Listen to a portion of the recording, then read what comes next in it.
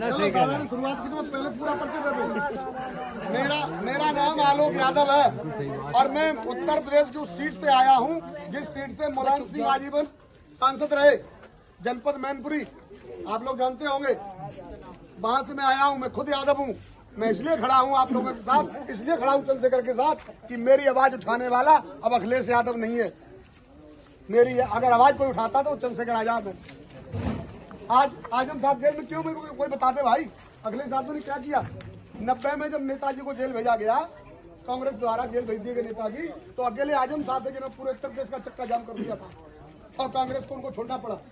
आज आजम साहब के लिए अखिलेश ने कोई आवाज नहीं उठा पाई विधानसभा के अंदर, क्यों नहीं उठाई? आजम साहब ने क्या भ्रष्टाचार किया, क्या आतंकवाद किया? मैं बताऊं क्या किया? आजम साहब 9 बार विधायक रहे, 1 बार सांसद, 1 बार राज्यसभा सांसद और हर सरकार में कैबिनेट मिनिस्टर रहे। लेकिन इस सब कार्यक्रम के अंदर, इस पूरे राजनीतिक परिदृश्य के अंदर उन्होंने कोई भ्रष्टाचार नहीं किया। खूब खंगाली फाइलें भाजपा में, लेकिन उन्होंने कोई भ्रष्टाचार उनका नहीं पकड़ पाया। तो उन्होंने क्या भ्रष्टाचार पकड़ा कि आजम खान ने 1200 रुपए गले से चोरी किए, आजम खान ने 40,000 रुपए की डकैती डाली, आजम खान ने एक जगह से बकरी चोरी की, आजम खान ने मुर्गी चोरी की। और ये सब जाहिलियत और बाहियात इल्जाम लगाने के बाद हमारा नेता, जिसको हम अपना नेता कहते हैं अखिलेश यादव, वो अपने जुबान नहीं खोल पाता है। हमारे किस काम का बताओ आप मुझे। अगर सबके पीछे कोई खड़ा होता तो चंद्रशेखर। अभी परसों के बाद अगर आप लोगों ने देखा हो, आजम साहब ने ये कहा था, स्पष्ट संदेश दिया था अखिलेश को कि रामपुर में यदि आप अपना करियर खड़ा करना चाहते हो तो आप खुद चुनाव लड़िए, और आप चुनाव नहीं लड़ सकते हो तो रामपुर में चुनाव का बहिष्कार करो।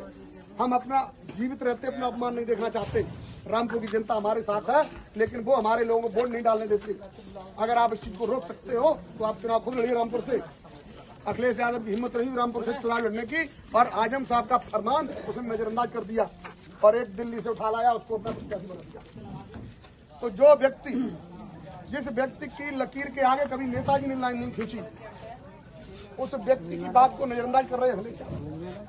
अखिलेश यादव नहीं कहते कि एनआरसी आप क्यों लेके आए, सीए आप क्यों लेके आए। अखिलेश यादव नहीं कहते मुख्तार अंसारी के साथ ये घटना हुई, इसकी जांच होनी चाहिए। और ये सब बातें कौन करता है? चंद्रशेखर आजाद। उन्होंने कल भी लिखा, उन्होंने दिल्ली वाले मुद्दे पे जो सिपाही सस्पेंड हुआ, चंद्रशेखर आजाद ने कराया। सीधा कहा अगर दिल्ली के उस सिपाही को, जाहिल इंसान को बर्खास्त नहीं किया गया तो चंद्रशेखर आजाद नगीना से अपना लोकसभा चुनाव छोड़ के दिल्ली में आ जाएगा, और दिल्ली में चंद्रशेखर खड़ा हो गया तो दिल्ली का इतिहास नहीं, हम भूगोल बदल के रख देंगे। तो जो व्यक्ति हमारे साथ खड़ा है, हमारे समाज के साथ खड़ा है, हम उसके साथ खड़े होंगे या उसके साथ खड़े होंगे उसके पिछलग्गू बन के कि उसके पिताजी के हम पर एहसान है, उनके पिताजी के हम पर एहसान है, मैं मानता हूँ। तो उसके एहसानों के बदले नेताजी जब तक हमने मुख्यमंत्री बनाया, फिर उसके बाद अखिलेश को मुख्यमंत्री बनाया नेताजी के लिए, फिर दोबारा पिछले चुनाव में सारी ताकत के साथ उनका साथ दिया हमने। लेकिन आप अपनी घमंड में आप अपना चुनाव हार गए तो हमारी गलती है क्या? आपने शिवपाल सिंह को दरकिनार कर दिया, आपने चंद्रशेखर को दरकिनार कर दिया, आपसे ओवैसी साहब चले आए, गठबंधन कर लो। आपने कहा तुम होते कौन, हटो। ओवैसी साहब ने अकेले 17 सीटें हरा दी तुम, जब वो चुनाव नहीं लड़े तब, और चुनाव लड़ते पता नहीं कितनी हरा देते। तुम फिर कह देते भाजपा की बी टीम, मतलब तुम्हारे सामने जो खड़ा हो जाए भाजपा की बी टीम, और तुम भाजपा के साथ खड़े रहो, तुम भाजपा की कोई टीम नहीं। तुम अपने प्रत्याशी जहां मुस्लिम बहुल इलाका वहां हिंदू तार देते हो। भाई हमारा हिस्सा कब दोगे तुम? ये इकलौती ऐसी पार्टी है आजाद समाज पार्टी जिसके अंदर ब्राह्मण, बनिया, ठाकुर तीनों की एंट्री बैन है।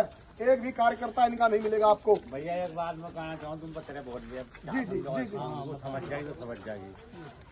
वो मैं कहता याद कर लेना, नंबर ले लो फिर बता देना मुझे, कोई टेंशन नहीं है, कोई टेंशन नहीं। मैं सिर्फ इतना कहना चाह रहा हूँ कि भैया अब बात हमारे मान